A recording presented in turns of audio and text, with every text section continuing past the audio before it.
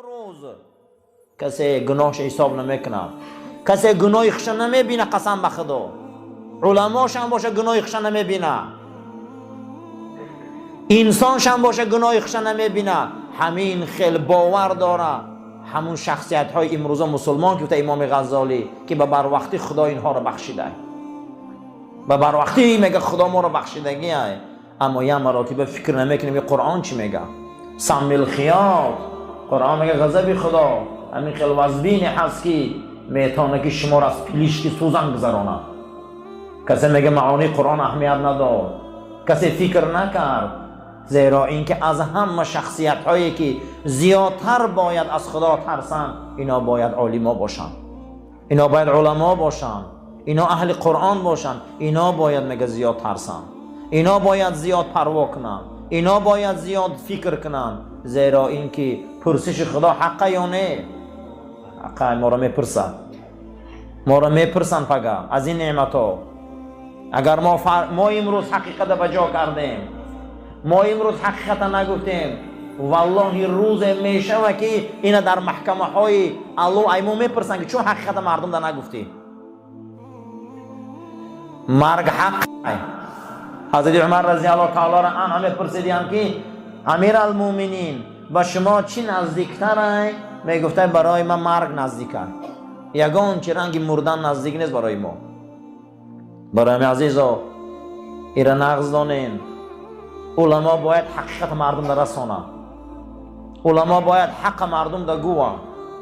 علما این وارث پیغمبرا هم، پیغمبرا یگان مراتبه از حق گفتن دست نکشیده بودن. مردم در باید رسانن حقیقت، زیرا که مردم حق همیشه فهمن عمل کنن. انا اینه میگه معنی قرآن. صحابه در زمانش میپرسیدن حضرت علی را که صحابه کیست؟ میگو صحابه آن کسی بود که سحر خوراک یافت بیگاه نه، مثل شمشیرهای برهنه راست در پیش رسول اکرم بودن، خدمت اون حضرت به از خدمت زن و کودکشان دانستن، در بیخ خانه حضرت خواب بودن در روی زمین، چیزی که حضرت امر میکرد او را قبول میکردن، وظیفهشان این بود 10 آیت قرآن میگرفتن، میخواندن، از یاد میکردن، در زندگیشان عملی میکردن، با ایقافای 10 آیت دیگه میشدن. این بود مگه زندگی صحابه. اما ما امروز به یک قل هو الله عمل نمیکنیم، به یک اینا اعطینا عمل نمیکنیم. میگه این بود، میگه اونا غرور، اونا فریب نداشتن، اونا نیرنگ دنیا دا پیشوا نخوردن، اما ما هممون خوردیم. همه ما علما را دنیا فریب کرد، ما حقیقت بجا کردیم، ما حقیقت پنهان کردیم. عبدالحمید کیشک در 90 سالگیش ای دنیا میگذره، عبدالحمید کیشک در 90 سالگیش ای دنیا میگذره. این عالم مصری که در دهه 90 از دنیا گذشتگی ای، در 90 سال عمرش مجموعاً برای دعوتهاش و حقگویی‌هاش 86 بار سودش کرده بودیم، هر یک 3 ماه محکمش نکردیم. اما حق گفت، حق فهماند، تمام حقیقت در سراسر مصر گفت. آخر عمرش از این حقگویی‌هاش جامعه مصر از دست وحشیای انگلیس خلاص بود، رو به سوی اسلام آورد. حتی که نظر کردیان رفتیان گفتن کسی میخواه حیات صحابه را بینه، رفته خانه عبدالحمید کیشک تماشا کنه، همون خانه عادی، همون کورپچه عادی، همون زنداری و فرزنداری عادی. کارچی بود؟ فقط دعوت بود. امروز در دنیا کسی را دعوتگری به قوت میبینه، در دنیا کسی دعوتگری گرمه، مجلساش آباده، همش از کتاب عبدالحمید کیشک، زیاده از 1000ها رساله داره. چیز جمع نکردن اما حقیقت گفتن. غروری دنیا را چیکار کردن؟ نخوردن فریب شد. طبق دستورات رسول اکرم صلی الله علیه و سلم یک چند عمل بود است که در این دهه مغفرت انسان اگر اجرا میکرده خدا گناهاش میگذشته. یکی از این عملها چیست؟ علماء گفتن اسباغ الوضوء من اسباب المغفره، کسی طهارتش خوب کنه خدا گناهاش میبخشد. جناب پیغمبر صلی الله علیه و سلم فرمودند من توضأ فاحسن الوضوء خرجت خطایاه من جسده حتی تخرج من تحت اظفاره. هر کسی طهارت میکنه طهارتش خوشرو کنه، عضواش خوشرو شوه، قاق نمانه. اگر همین خیل طهارت قد بیای نماز خانه تمام خطاگیاش خدا میبخشه، حتی خطاگیا در زیر ناخون هم باشه خدا همش میبخشه. برای همین هر انسانی که در این دهه مغفرت پای به طهارت گرده او گناه نداره. کوشش کنه در همین ماه پای به طهارت نگرده.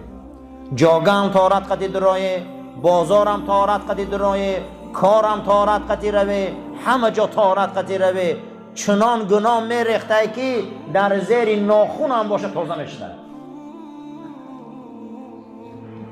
ما من امرئ یتوضأ فیحسن الوضوءه الا غفر له ما بین الصلاة و صلاة الاخرى حتی یصلیها. امام بخاری حدیث روایت کرده که هر مرد زن طهارت میکنه طهارتش به پرگی خوشرو میکنه مگر خدا تمام گناهاش از این تا این نماز میبخشه. اگر این نماز به این نماز به طهارت باشه انا همین قدر وقت به اندازه انا همین خدا گناهاش میسوزانه. در این ما کوشش کنه به طهارت نگرده. طهارت بسیار چیز بزرگه برادر، رو به طهارت نگرده. من اتم الوضوء، کسی طهارت اهمیت میتیه همچنانه که خدا و رسول امر کردگی ای و صلوات الخمس 5 وقت نمازش میخوانه پروردگار تمام گناهاش میسوزانه. من توضأ مثل وضوئی، پیغمبر گو کسی رنگی من طهارت میکنه بعد از اون مسجد میبیاد 2 رکعت نماز میخوانه در مسجد میشینه بعد این نمازش خدا برای این جنت واجب گردانده. هر کسی که بعد طهارت شکرانه وضو داره خدا ایره جنت میبرده. جناب پیغمبر صلی الله علیه و سلم گفته میدان طهارت چیه؟ میدان طهارت چیه؟ تمام گناه های گذشته هاتون و گناه های امروزتون خدا عفو میکنه. دهه مغفرت اینه.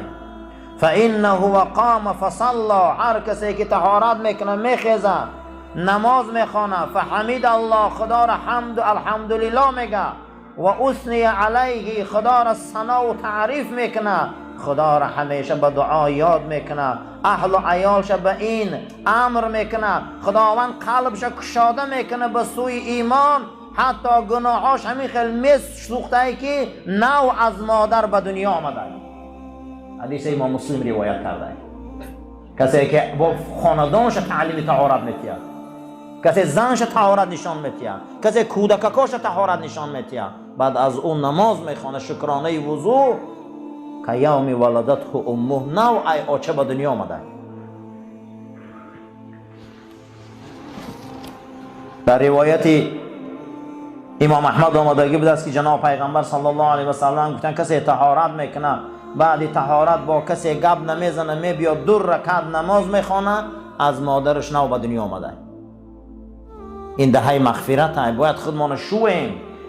در روایت امام احمد آمده است که اذا توضأ الرجل المسلم، هر مرد مسلمان زنی مسلمان طهارت میکنه گناهاش از بدنش میبرایه، ای گوشاش، ای چشماش، از دستش، از پاهاش، حتی اگر بیای قعدن نماز خانه این انسان در مغفرت خدا قرار گرفته، دیگه نامه اعمال سفید ای. بیان همین طهارت این نامه اعمال سفید میکنه. ما بسیار عهد و ایمان شکستیم، گیپسش که ما بسیار شکستیم عهدا را. ما خطیت قهرگی کردیم، نمازا قضا کردیم، روزه خوردیم، دشنام دادیم، ناشایسته گشتیم، پیرو به نفس حیوانی و شیطانی جنایت های زیاد کردیم، قطعی تو جنگ اعلان کردیم، اما نامی تو جباره، تو گیپس میکنی، محکم میکنی. همون شکستگی های ما را گیپس کرده محکم کن. این شبا را برای ما مستحکم کن. این شبا را برای ما همون شکستگی ها را مستحکم کن، همون شکستگی ها را آهن مان پیوند کن، زیرا این که ما نمیخواهیم قطیت قهری باشیم، ما نمیخواهیم جسد ما جنایت زده باشد، ما نمیخواهیم که به این بدنی بوگین لحد دراییم، ما نمیخواهیم به این بدنی سرتاپا معصیت زده گور رویم.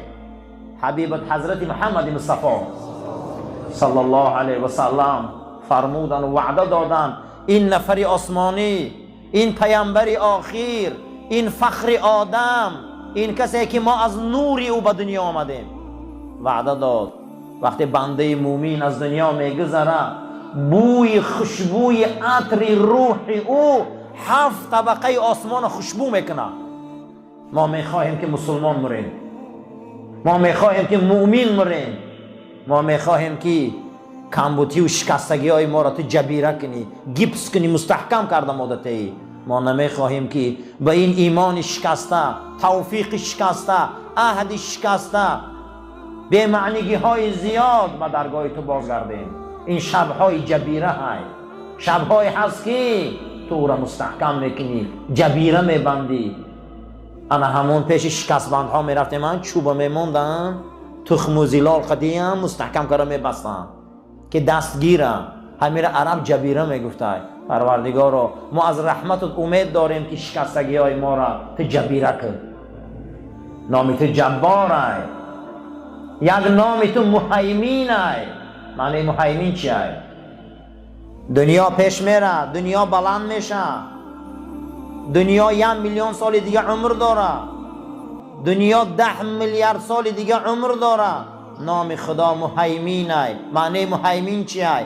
هر روز یک نویگری میبرو، هر روز یک علم میبرو، هر روز یک اختراعات میبرو، هر روز یک عالم و دانشمند میبرو، هر روز یک اکادمیک افلاطون میبرو.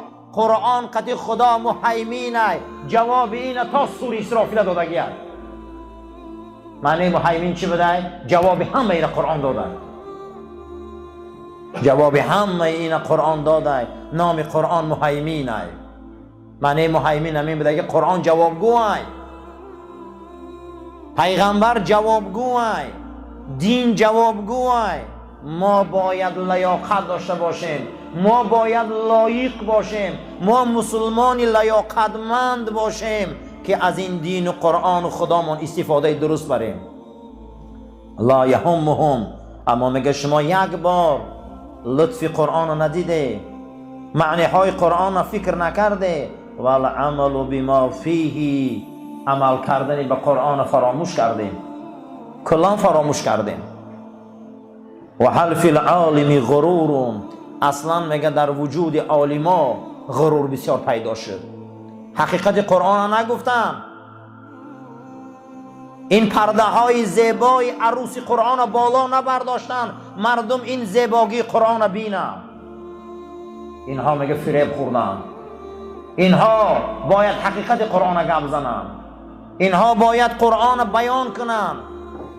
هر چیز به خودش ستون مهره داره. همین ما بدن مانده ستون مهره داریم. اگر ستون مهره یگان جاش کم داره، اگر نقطه بریم بیزیم شما بدن ما خوب نمیشوه. ستون مهره را بزرگا میگن که در بدن آدم رنگی ویشیلکه، چخل در ویشیلکه لباس کشال میکنی، همین دست ما و گوش ما و چشم ما و پای ما هم چی ما در همین ستون مهره کشال های. یک جای همون اگر ویران شود بدن ویران میشه دیگه، ما خودمون رو جمع کرده نمیتونیم. همین قرآن به خودش ستون مهره داره. ستون مهره قرآن این سوره اقرا، اولین سوره که به پیغمبر خدا نازل شده کدام سوره؟ اقرا. ستون مهره قرآن این بخونه. این بینده قرآن ستون مهره چی بده؟ بخون. وقتی که آدم اگر ادرس غلط گیری غلط میره، مسلمانان ادرس در قرآن غلط میگیرن، برای غلط میرون. اولین آیه که در قرآن پیغمبر ما در نازل میشه میگه بخون. این ماموی قرآن ای. ستون مهره قرآن سوره اقرا بده، بخون. ستون مهره سوره الحمد علماها گفتند که اهدنا الصراط المستقیم، خدایا مایان را برای راست هدایت کن. ستون مهره هر یک سوره به خودش ستون مهره داشته که در همون آویزان است. ستون مهره سوره الحمد اهدنا الصراط المستقیم، ستون مهره قرآن سوره اقرا، ستون مهره سوره کهف الله جل و علا شانه آیه مبارکه را آورده است که انا جعلنا، ما هر آینه گردانیدیم آن چیزی که علل ارضی در این زمین هست زینت لها. این زمین در میگه چیزی که هست این همش زینت هست. این برادران میبینیم بچهش میسن از این مال و پول و خانه و در و جوانی و این بر اون بر، این یک زینت هست. این یک دقیقه در میگذره میروه، یا زینت بده. برای زینت زیق نشوه، برای زینت زیق نشوه. من شعو شد با پگه سحر میشوه، این یک زینت است. اما ما علال ارضی زینت الله، یک زینت دادیم. اما بعد زینت چیه میگه؟ سعیدن جروزا. سعیدن جروزاش معنیش همین بده است که من در آمدن فصل تیرما یک روز میخیزه که برگا زرده، یک سحر میخیزه که برگا سرخه، یک سحر میخیزه که یگان دانه برگ نیست، همش ریختگی هست. در همین زمین ریخته خاقتی الدرش در رفته، همون درخت خودش قاق مانده خلاص هیچی نداره. همین عرب میگه سعیدن جروزا.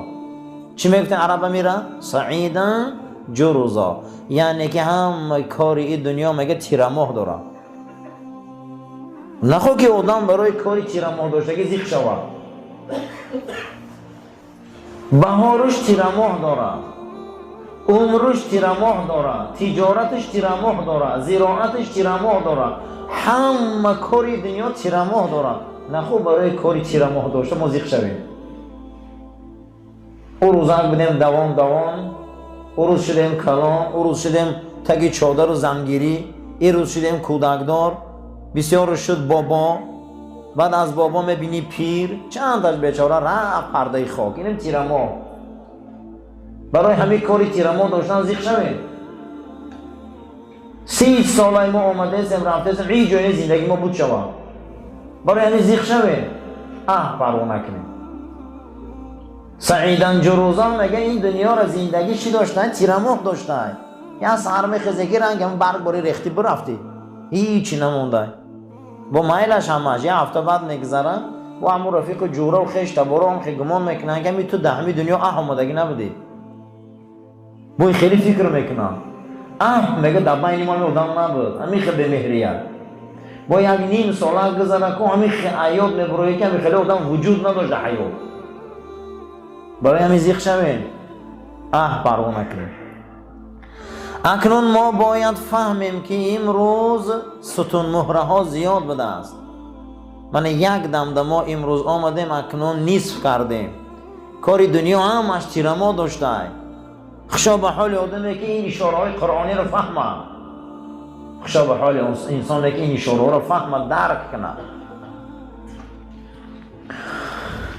لا یهمهم التفات الى معانیه.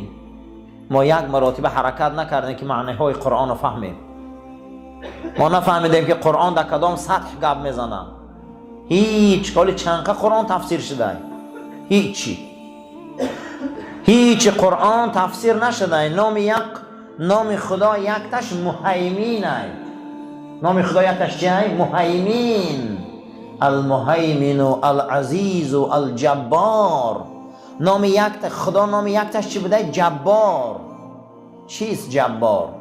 وقتی که ما میریم حرکت میکنیم یک اونجا دهنکی میغلطیم دستمون میشکنه، در دکتر میبرن دست ما رو پاک گذارن، نوری های رنگین قدیم میبینن، بعد از او بالای او رو چیکار میکنن؟ گیپس میکنن. بالای شکستگی رو چیکار میکنن؟ گیپس میکنن. همون عرب جبیره میگه. و تب علینا اینک انت رؤوف الرحیم. پروردگارا گناههای ما را مغفرت کن، ما را برای راست هدایت کن، ما را عزت و آبرو فضل ته، گذشته ها ما را رحمت، زنده ها ما را توفیق، رمضان ما قبول، عبادت ما اجر و ثواب در نامه های اعمال ما نویس. بعد از آن یک آدم 30 روز در یک کارخانه کار میکنه، روز 30 منتظر معاشه. ما روز 30 منتظریم که ما را از مادر به دنیا آمدن گردون، بدن ما را پاک گردون، بدنهای ما را پاک گردون، قلبای ما را پاک گردون، بین ما در حرمت و احترام و عزت مسلمانی را بلند بردار. ربنا لا تزغ قلوبنا بعد إذ هديتنا وهب لنا من لدنك رحمة إنك أنت الوهاب. آمين يا رب العالمين.